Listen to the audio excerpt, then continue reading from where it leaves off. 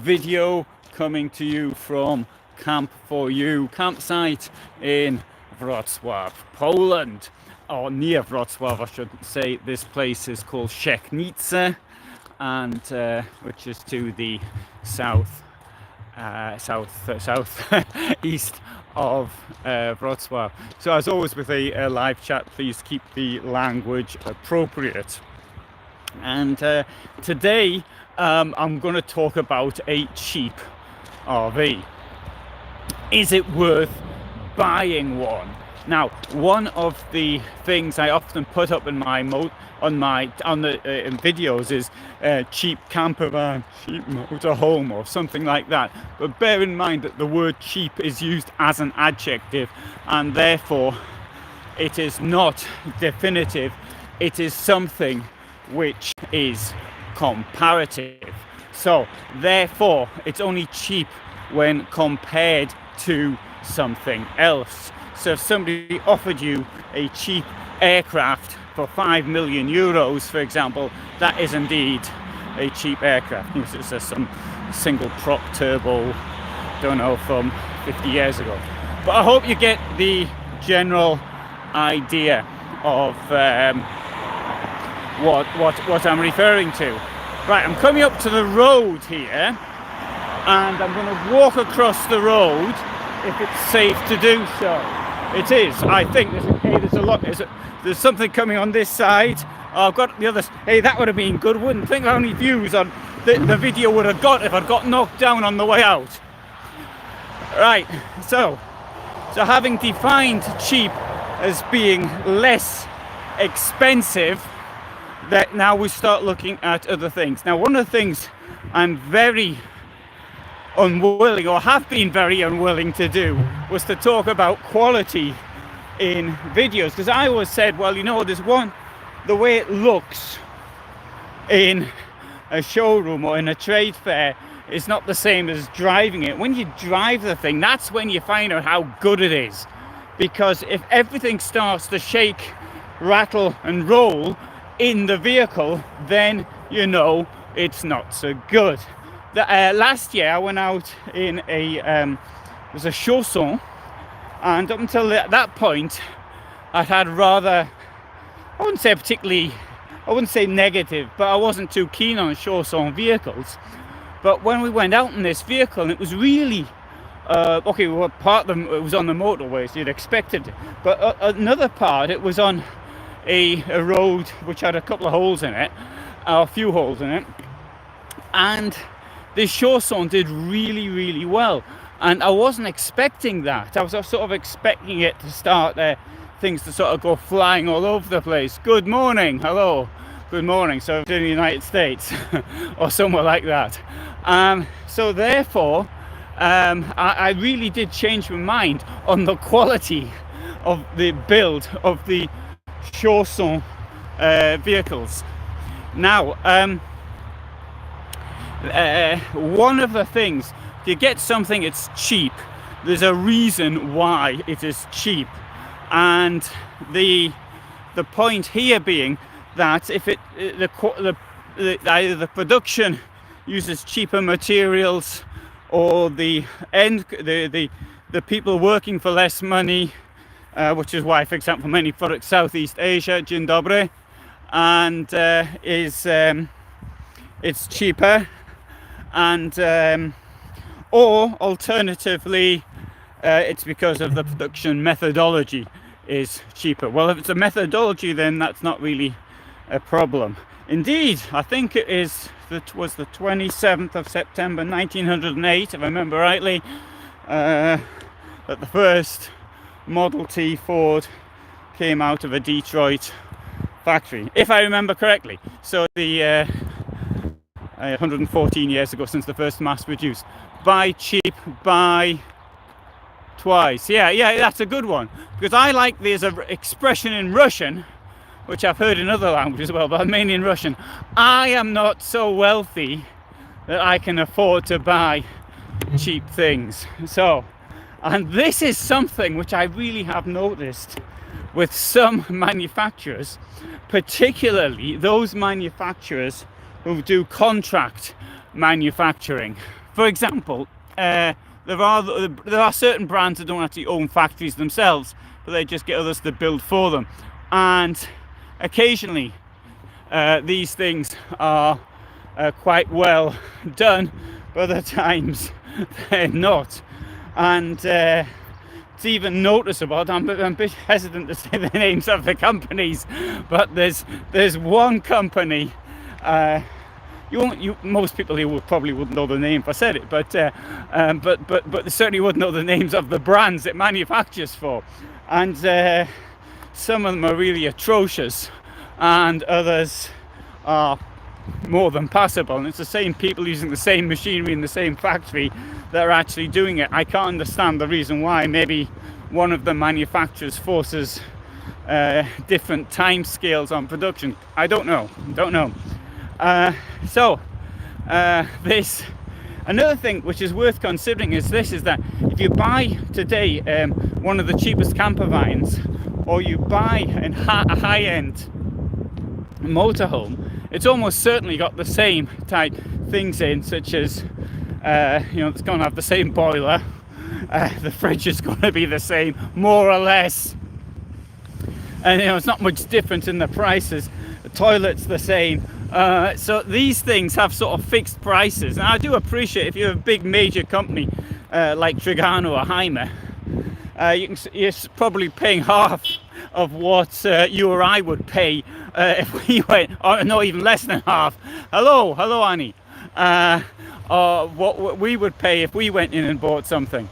So it's not even the materials, because the materials are the same. I've made the point in a number of videos that Hymer uses the same awful drawers in its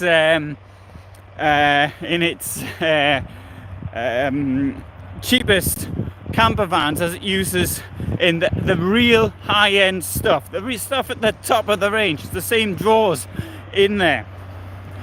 So anyway, that's my opinion.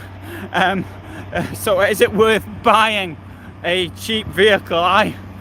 The thing is this, I always believe that you should buy as the most expensive thing as you can afford. That's a really awful way of putting it, isn't it, really? But the fact is with most motorhomes, if you buy new, then they've got guarantees on them. So it's not really so much of the new purchase things. There are even a company like Weinsberg, which I don't think is particularly good, offers a 10-year now water ingress guarantee. And in all companies offer at least 5 years water ingress. Water ingress is, I mean, it's dreadful. I've got a problem with it in my mind. It's clear that when you've got the walls, you've got 4 walls which are sort of glued on to the front of a vehicle, and it stands to reason. You're going down cobbled roads and bumpy campsites and I don't know what else, and the thing's gonna fall to bits. It's logical. It's all shaking around and moving around, and so I don't know. Got a good point there. So I know it's the badge, but how can I explain? How can VW campers charge what they do? Well, in the first place, I'm not going to knock anybody for the price. Okay, that's because the price, the laws of supply and demand and economics are the following: that you push your price as far as it will go. So when people say something like "it's not worth it," which is the commonest thing written in the comment sections of my videos, it's not worth it. Well, what does it mean? It's not worth it. It depends on your situation, doesn't it? I mean, it's the price and value have different. There's a shop over there. I can go over there and buy a bottle of water, and I'll pay 15 cents, something like that, for a bottle of water, or 20 cents, whatever. And the thing is, if I were in the middle of the desert, I'd be more than happy to pay 20 euros or maybe 200 euros for the same bottle of water. So it's all.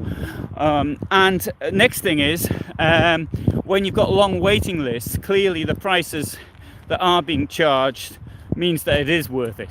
So it depends. It's just the thing, something's not worth it. It depends. You've got to put it into context. It's not worth it for me. That's what it should be. That's how it should be written. Now, to come back to VW, I have to say this is that everybody, there was somebody wrote a comment. I did a VW video, and there were two really good comments disagreeing more or less with what I wrote, what I said in the video, and commenting both of them on the quality of it. And I think actually I might even do a separate video on VW, and I'll use both of them because they're really well thought out and well written comments. So you've got this Ocean, VW Ocean, which I filmed in 2016, 6 years ago, at 91,000 euros. And that really did stick in my mind. I don't think the price is all that much now, actually. It hasn't sort of gone up as much as others have, but it still is. I mean, it's more than that, but it's not hugely more. All I can say is this: is that personally, I wouldn't want a VW camper. It wouldn't suit me. But for somebody who lives in a house, who has a normal job, goes to their normal job, and I think for that much money it's going to be a rather high paying job, but they possibly use it to get there and back, and then they go out on long trips at the weekend and things like that. And obviously the fact that they don't have a toilet or something, that doesn't bother them. Well, maybe they're going to campsites, and you know, it depends. Everybody's different. So I mean, I can't really say this about the VW. To me, even I lived in a VW for about a year and a half, more or less. And well, things that winter I was in the United States, perhaps that doesn't really count. But it wasn't very easy. I mean, in the summer, when the temperatures outside were in the mid-30s, it was awful. I mean, it was really hot. It was like being in an oven. And I was sleeping with everything open. And initially, I was sort of living in a garden. And when I was in the garden, it was great because I was the only one who had the key and didn't. But then I had to move, and I was in an area whereas I was sort of enclosed, but there was other people hanging around, and I didn't know these other people. And so you had leaving it open, then suddenly you get these violent storms, which you get in Central Europe in the summer. So the temperatures well into the 30s. Then around 6 or 7 o'clock, well, maybe later, 7 or 8 o'clock. Then when it cools a little bit, then this is a really violent storm, and then you can't. It's still really hot, but it's raining violently outside, and you got to close the thing up, because if not, the rain's gonna get in, and it's not. To me, I found it very difficult in the VW. So that's how I look at a VW. It's a very difficult vehicle to actually live in my opinion. Others may think differently. So I mean, I can say this. Okay, my van is largely self-built. I didn't pay a great deal for it, but it's had a lot of work done on it, and well, I'm not particularly gifted. I'm not at all gifted at making anything. I'm no good at it. But then again, I have had people around me who were gifted, but I would say that doing something on the cheap is very difficult.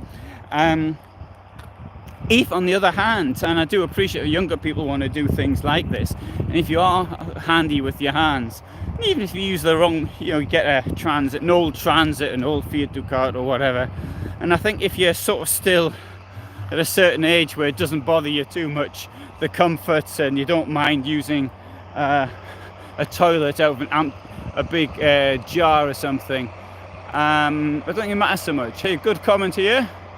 Okay, sorry.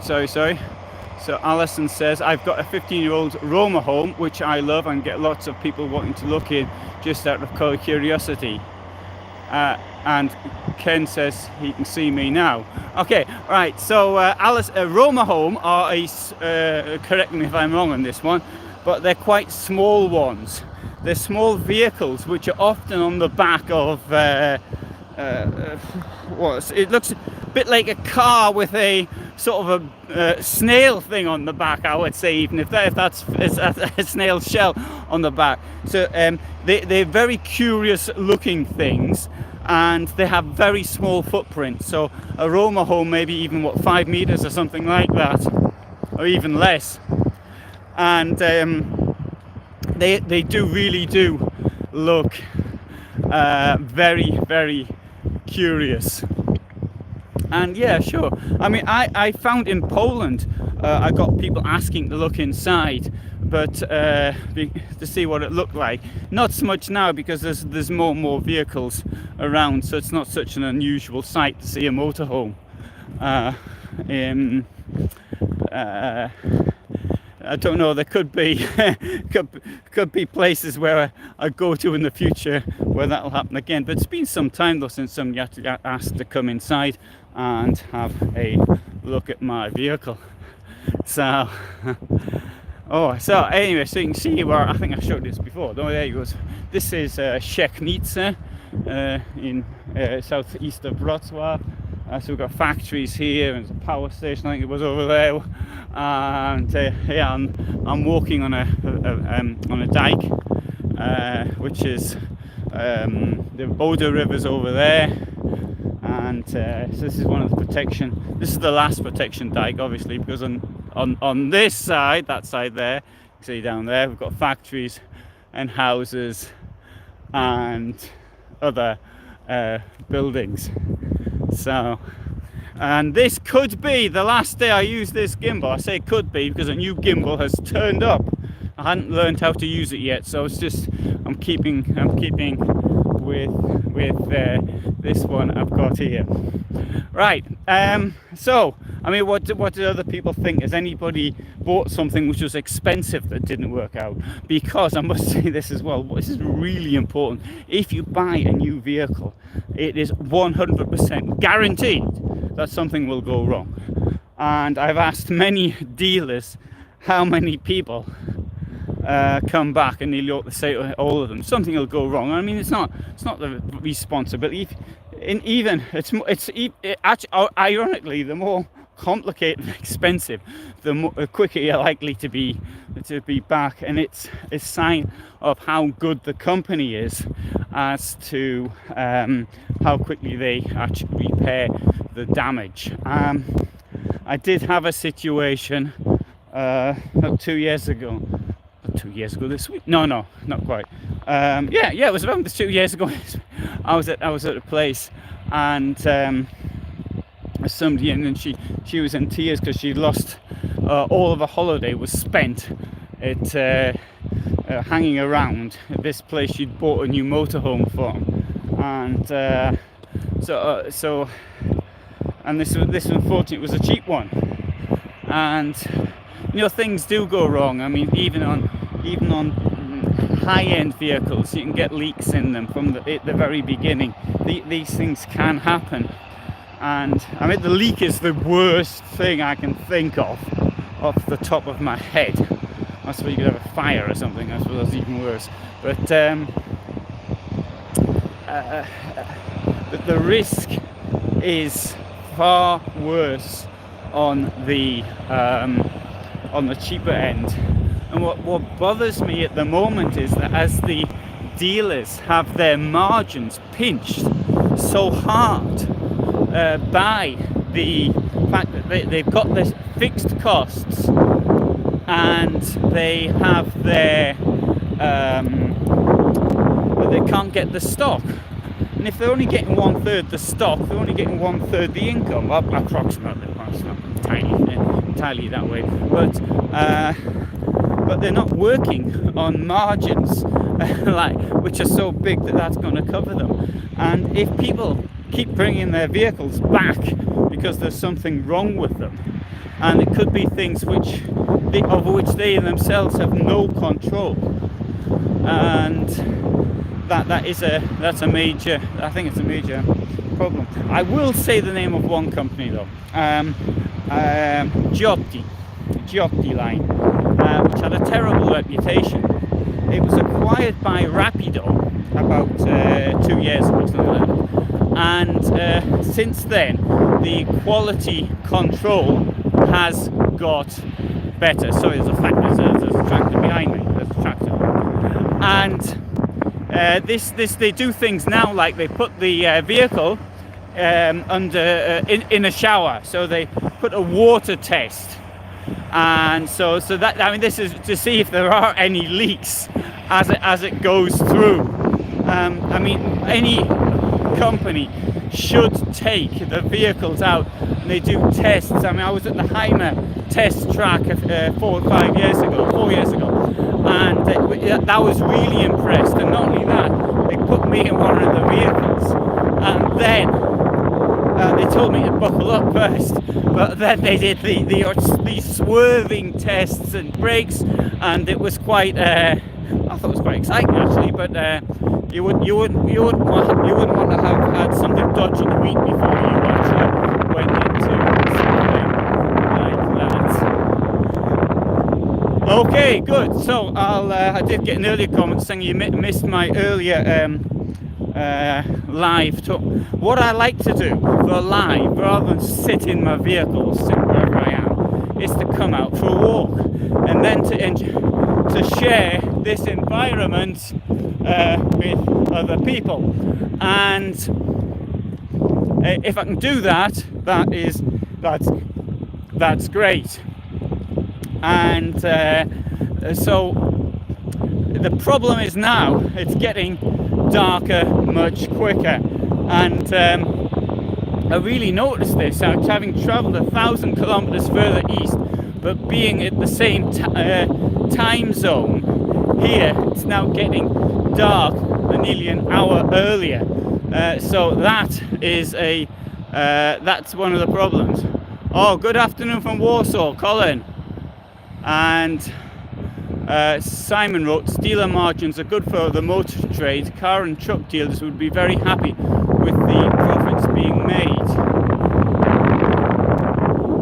I don't know what the margins are on cars, but as I understand, I mean, I once tried talking, I wrote an article, years ago, this is in the 90s, 97, 98 I think it was, about margins, and at the time, as I understood it from some consultant, he told me about the margins being something 3-4% or something, and on a car, well, you know, you may think 3% on a €10,000 vehicle, I know that, I'm just trying to keep the figures around, is what, 300 or 500 euros, something like that. Well, you know, if you sell 10 of them a day, that's not too bad. But the thing is that with cars, because the exploitation of the car is being used constantly, and therefore because the guarantees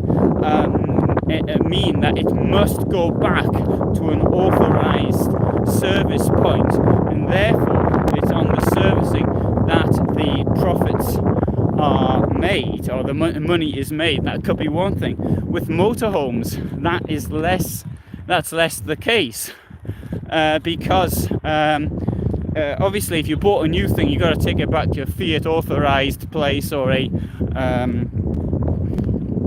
Mercedes authorized place, or whatever. Oh, there's a dog coming up to see me. My dog's walked off. So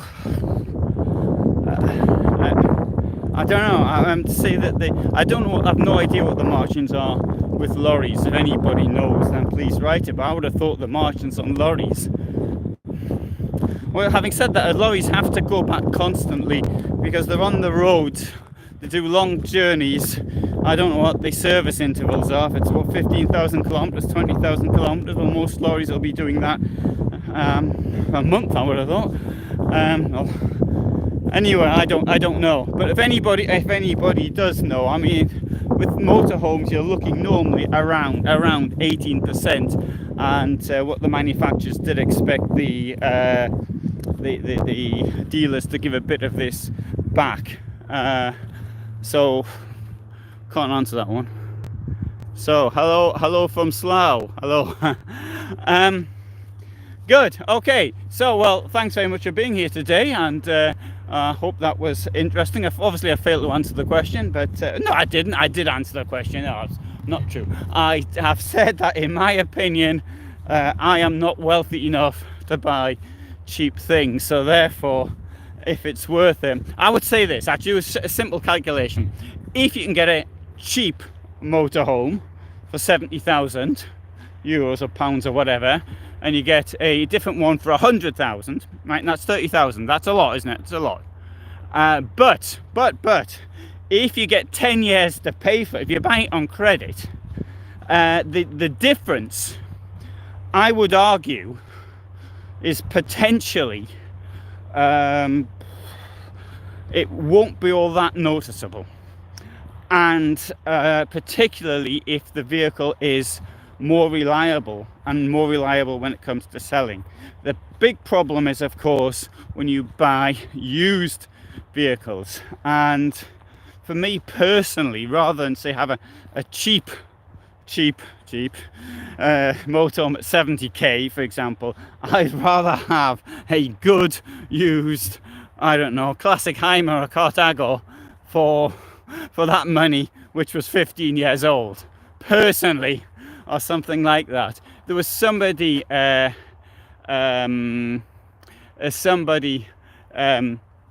to me in a Variomobil from around 1990, something like that, parked next to me in Fulda in Germany, and I thought, that vehicle, that's me, that's what I want. But, and this is a big but, that won't be the case in 20 or 30 years time, because the electronics today is so complicated inside that vehicle that, in fact, I even know somebody, a friend of mine says a friend of his, bought a classic Niesmann Bischoff, and the thing's constantly needing attention for the electronics. And the Niesmann Bischoff itself is only about 20 years old or something. So maybe, maybe that Vario Star isn't for me. One of the things I have against the Ice Mauve, for example, which is the most beautiful interior of any vehicle I've ever seen, in my opinion. But it's so, I wouldn't want one second hand. Nothing's going to work, and it's going to cost a fortune to fix. So anyway, good. So anyway, we've got a good plan here. Rent an RV, buy a used Sprinter, converting it into a simple RV. Yeah, that's what I was going to do, and my Sprinter's still there. Anyway, Simon says, never as good as we think. If margin good, supply is hopeless. If margin is good, the supply is hopeless. Yeah.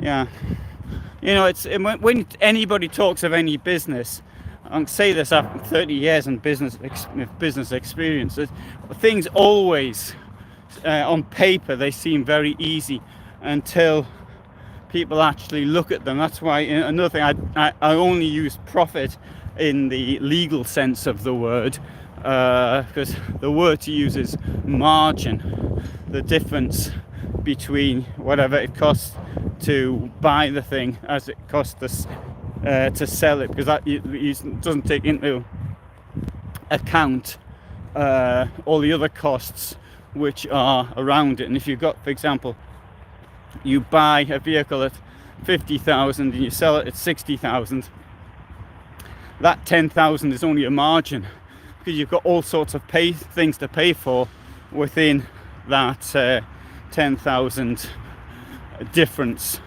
that you've got there. So thanks for being here with me today and coming out for this walk.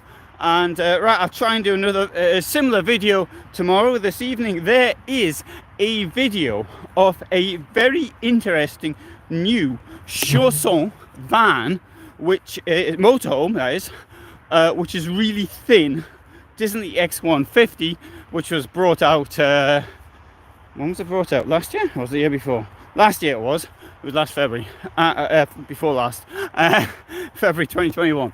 And this is very curious because it's very thin. It's 208 centimeters, 6 meters long, so it's as thin as well, almost as thin as a camper van, but it's built like a motorhome. Anyway, so that's for this evening. Thanks for being here and all of it. Oh, wait till next, Colin asked. Right then, I'll tell you. On Tuesday, I'm going to a place called Ozorków, where I spent 5 months in the winter before last, and after that, I'm going back to Ukraine. So that's the plan. Oh, sorry. Well, before that, I'll be going to Kędzierzyn and Kozla in Poland, and then I'm going to Rybnik and Krakow. But that's on my way to Ukraine. So that's the plan at present. So all the best from me in Poland. Thanks for being here, and bye for now.